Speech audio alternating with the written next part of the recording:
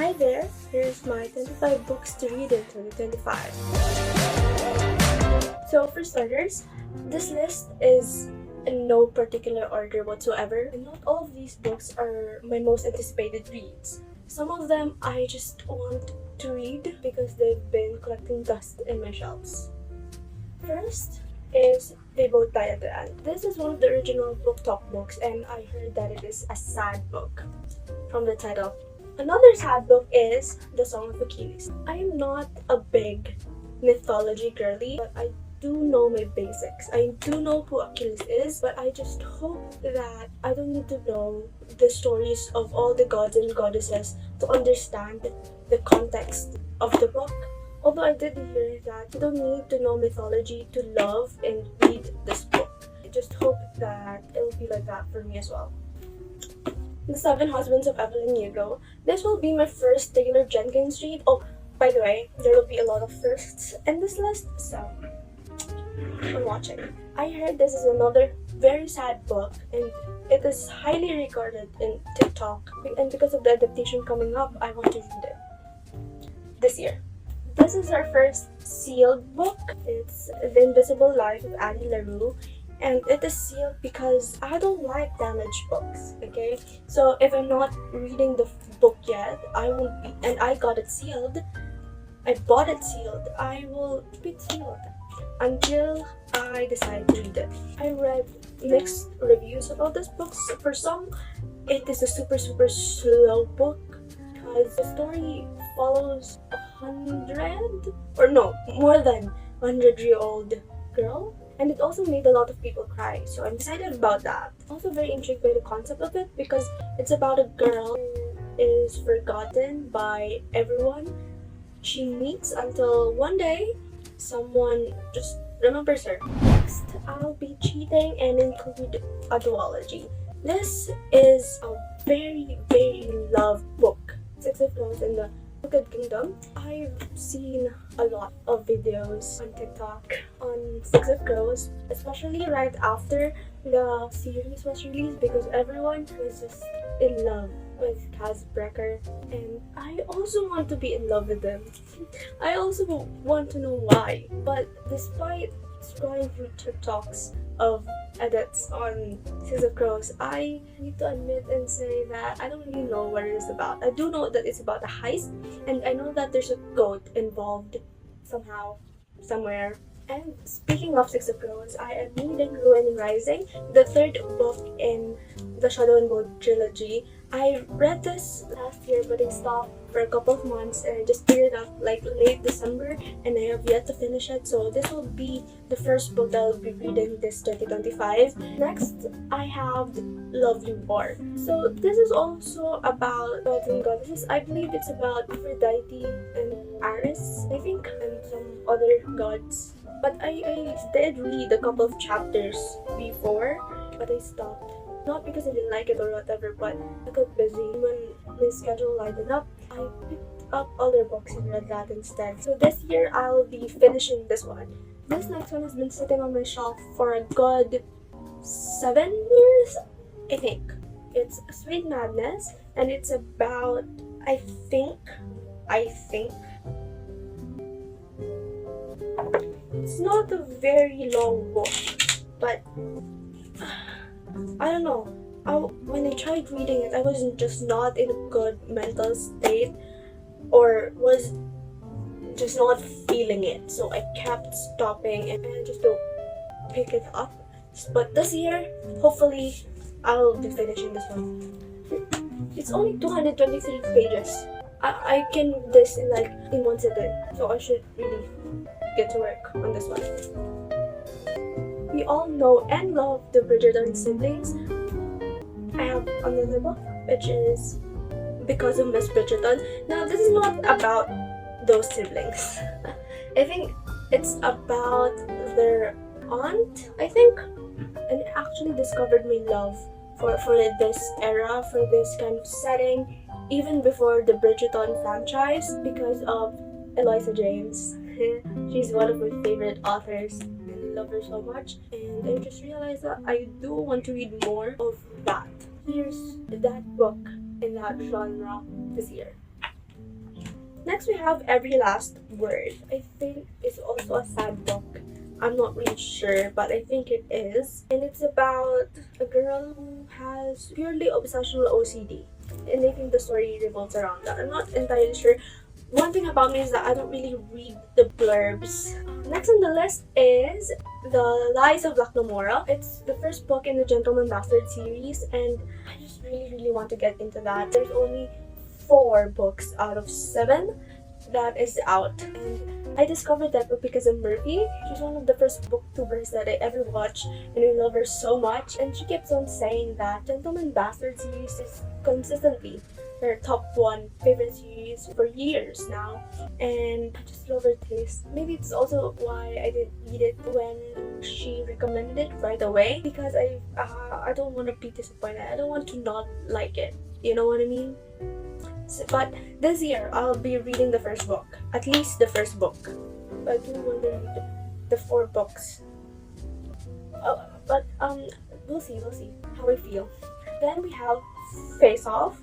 Now, Face Off is a hockey romance reverse grumpy sunshine trope, and I love that because the main male character is the golden retriever kind of sunshine, and I love it. And the girl is the black cat grumpy type, and it is spicy. I already started it last year, but I wasn't able to finish it. I think I'm in a good 30-40% in, and I want to finish it this year. And the other book that I'm very excited to read is Fireplay, which is a story that revolves around one of the characters in Face Off, and I already met him and I love him. Actually, I encountered Fireplay first, but I just decided to read Face Off first for some reason.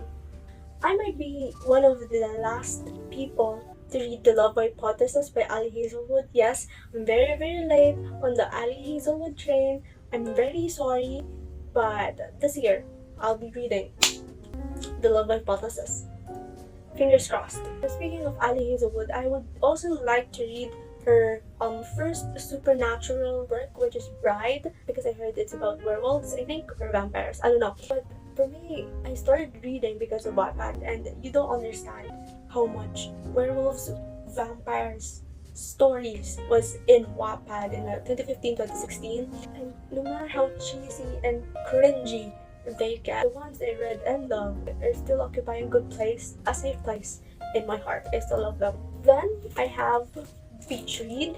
I read People We Meet on Vacation a good 3 years ago, I think. And up to this day, I still remember and love Alex Nelson.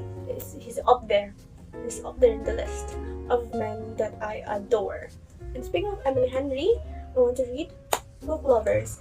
This is said to be better than Beach Read. I'm not sure about that since I have yet to read it. I just want to meet more Emily Henry men that I would adore, like Alex Nelson, or adore more than him. Another fantasy on the list is Once Upon a Broken Heart. I have been seeing the series in bookstores everywhere, and it's really pretty, but I held myself back into buying it because I want the series to be completed first before I buy them and commit, because it's highly regarded. I have high expectations of it, so I just want to get the entire trilogy first.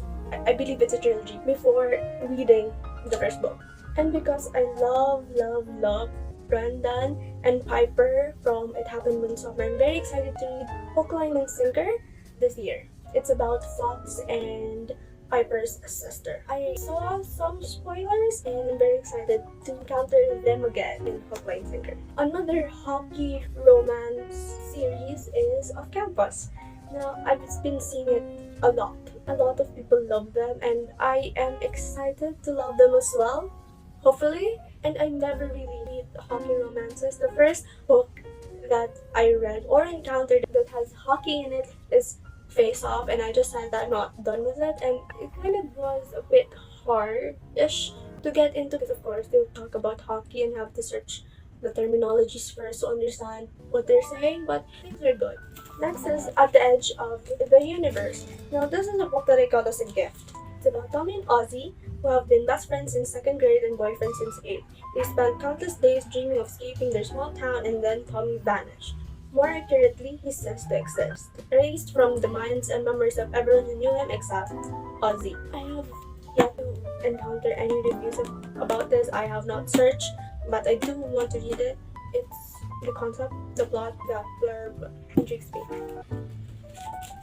And since I've been dipping my toes into fantasy, I would want to read 𝓗𝓮𝓻𝓻𝓸𝓸𝓸𝓸𝓀 Mistborn series, Era 1. He has recommended time and time again, one of his recommendations, if someone would want to start reading his works, is to start with the Mistborn Era 1, so that's what I'll be doing. I'm very excited to read 𝓗𝓮𝓻𝓻𝓸𝓸𝓸𝓸𝓀 books. I just realized my love for fantasy, and it is that 𝓗𝓮𝓻𝓻𝓸𝓸𝓸𝓸𝓀's Cosmere universe is really, really greatly built, and I want to work my way up the Stormlight Archive, which is said to be top tier. Another series that I want to read this year is the Poppy War series. It is said to be a very, very sad books. It's about war. It's been on my TBR for quite a while now, and I just want to face it and read the series. Next is A Wise Man's Fear. Now, this is only a placeholder. I have yet to read the first book in Patrick Rothfuss' Painkiller Chronicles. This is given to me as a gift. When I searched about it, I found out that this is the second book, so of course I have to get the first one first, right? That is what I'll be doing this year.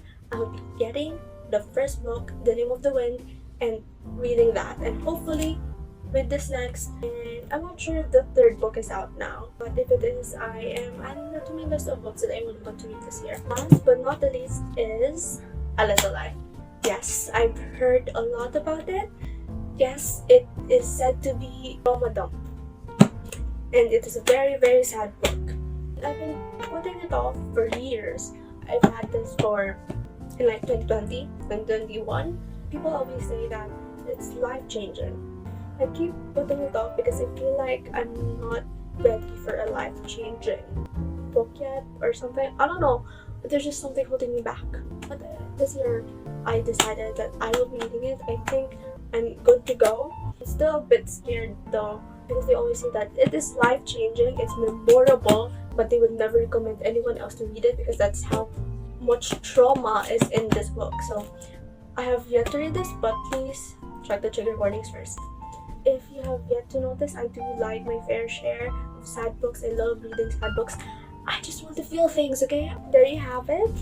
Here are my 25 books to read in 2025. See you again soon. Bye!